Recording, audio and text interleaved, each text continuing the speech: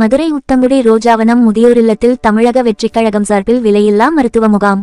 மதுரை மாநகராட்சி எல்லைக்குட்பட்ட உத்தங்குடி பகுதியில் உள்ள ரோஜாவனம் முதியோர் இல்லத்தில் தமிழக வெற்றிக் கழக மதுரை மாநகர் வடக்கு மாவட்டத்துக்குட்பட்ட 9வது வார்டு சார்பாக வட்டச் செயலாளர்கள் நவநீதகிருஷ்ணன், அழகுபாண்டி, கண்ணனேந்தல் பகுதிச் செயலாளர் அர்ஜுனராஜன் ஆகியோர் ஏற்பாட்டில் விலையில்லா மருத்துவ முகாம் நடைபெற்றது.